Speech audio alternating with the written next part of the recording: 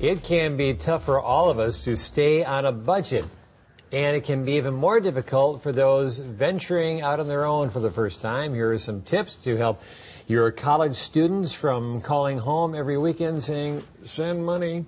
It's Dr. Moses Altek from Edgewood College. Well, I'll tell you what, Rob, I can't keep kids from calling home every weekend. Yeah. I don't have those kinds of powers over time and space. But you can tell them how to handle their money a little better. I can. It's about a lot of different things. It's about where you live. It's about transportation. It's about food expenses, school expenses, and how you can avoid staying out of debt. And these are the kinds of things that people should be mindful of. You could.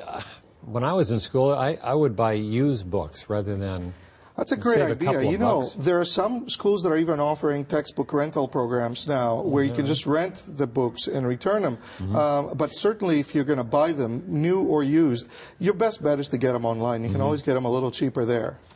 This would be a tough one, this next one, limiting the credit card use. Why, it's so easy to just whip out that plastic. It really is easy. And you figured, well, I'll pay it back later. It's not a big deal. It's only a small amount. Well, small amounts add up. Yep. And keeping credit cards just for emergency use is really important. And emergency doesn't mean, my friend is visiting from out of town. I could use some extra spending cash. It really means emergency. I'm stranded somewhere and I need, to fix the car.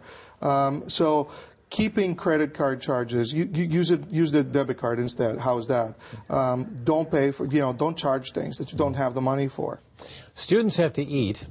So how about getting on a meal plan? That's a good idea. A meal plan is a good idea. Not that they're so cheap, by the way, but what they do is they keep food costs fixed because you spend up front and you know how much you're going to spend on food, and that's settled. You can budget for it as opposed to just spending left and right, and food costs can escalate, especially if you eat out a lot. And a lot of college students on the move are likely to do that.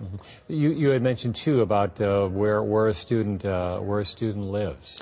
Yes, the closer you live to downtown, you can walk to class, the more convenient it is, the higher the rent, and let's not even talk about what some of these places charge you for parking.